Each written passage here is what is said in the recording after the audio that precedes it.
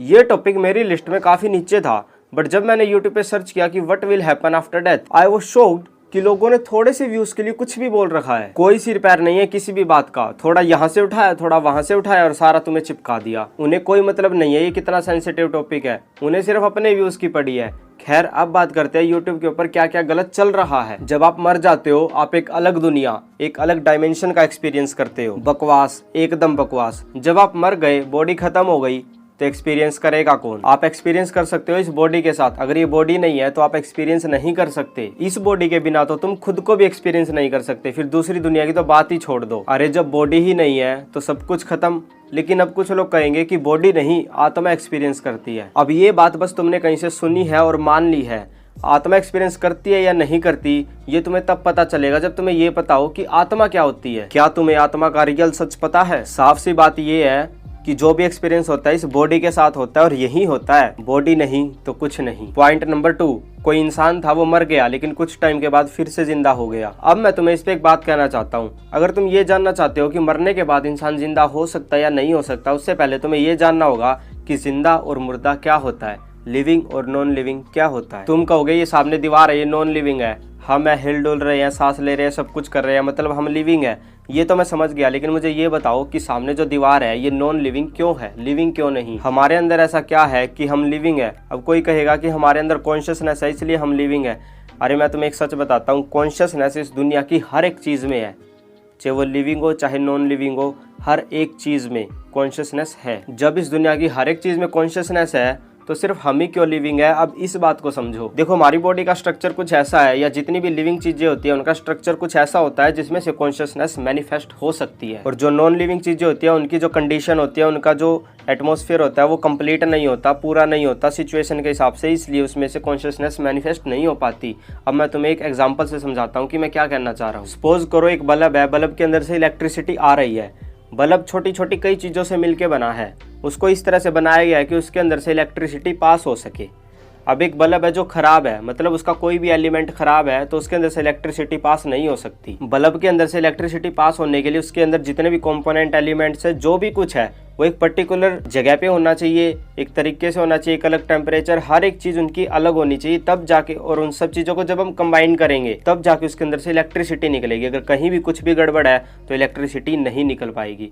इसी तरह हमारी बॉडी है, इसमें बहुत सारी चीजें एक पर्टिकुलर तापमान पे, एक अलग अलग जगह पे फिट की गई हैं, जिससे वो कॉन्शियसनेस हमारे अंदर से मैनिफेस्ट हो पाती है। बट दीवार है या जितनी भी नॉन लिविंग चीज़ें हैं, उनकी कंडीशन वैसी नहीं है कि उसके अंदर से कॉन्शियसनेस निकल सके। अगर देखा जाए तो हमारे हाथ को अगर काट के फेंक दिया जाए तो ये अपने आप में कोई कुछ भी नहीं है। लेकिन जब बहुत सारी चीज़ों को एक साथ मिला दिया जाता है तो कुछ ऐसा बनता है जिसके अंदर से कॉन्शियसनेस मैनिफेस्ट हो जाती है और हम नॉन लिविंग से लिविंग हो जाते हैं। पॉइंट नंबर 3, हमारा ये शरीर तो मर जाता है, लेकिन एक और शरीर होता है जिसे सूक्ष्म शरीर कहते हैं, वो बच जाता है। एक तो ये सूक्ष्म शरीर का पता नहीं क्या सौदा है, कौन लेके आया इसको। डॉक्टर लोग डेली हजारों स्कैन करते हैं, उन्हें कभी किसी के अंदर से कोई सूक्ष्म शरीर नहीं मिला, और अगर उन्हें किसी के अंदर से सूक्ष्म शरीर मिल गया ना तो उस इंसान की पूरी चीरा फाड़ी कर देंगे। ये सूक्ष्म शरीर का कॉन्सेप्ट काफी टाइम से मार्केट में चल रहा है, जिसका कोई मतलब ही नहीं है। अब रियलिटी की बात करते हैं कि एक्चुअल में मरने के बाद क्या होता है। हमारी ये बॉडी 5 एलिमेंट की बनी है, धरती, अग्नि, जल, वायु, आकाश। हमारा शरीर इन्हीं का बना है, मरने के बाद इन्हीं में मिल जाता है। ये बात तो खैर सबको पता है। मैं एक और स्टेप बताता हूँ जिससे आपको एकदम क्लियर हो जाएगा कि एग्जैक्टली क्या होता है। हम सभी सोते हैं, मान लो हम 7 घंटे सोए, 8 घंटे सोए, जितना भी वक्त सोए,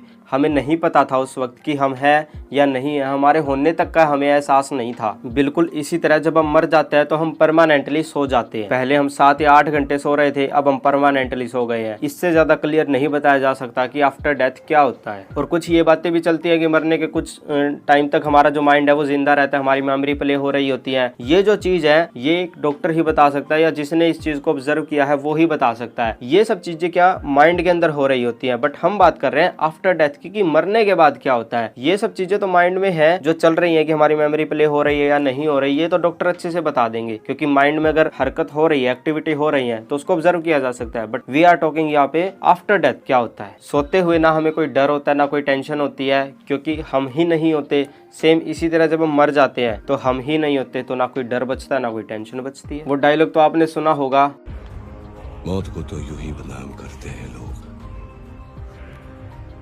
तकलीफ तो जिंदगी देती है।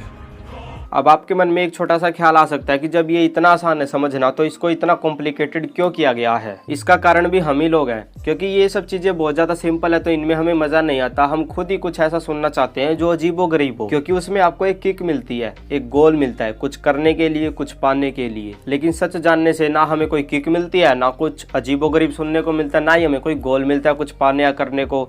तो इस चीज में हम थोड़ा इंटरेस्ट कम लेते हैं। खैर ये सब चीजें तो चलती रहती है, लेकिन अगर आप वो इंसान हो जो थोड़ा बहुत इंटरेस्ट रखता है इस चीज में कि नहीं यार मुझे तो जानना है, तो मैं आपको एक बढ़िया चीज बताता हूँ।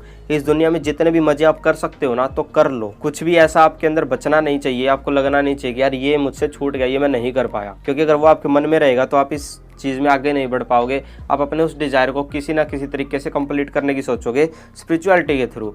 तो अपने हर एक मजे को पूरा कर लो, फिर तुम्हें समझ आ जाएगा कि यार मजा ठीक है एक बार आता है, लेकिन उसके बाद सब कुछ नॉर्मल हो जाता है।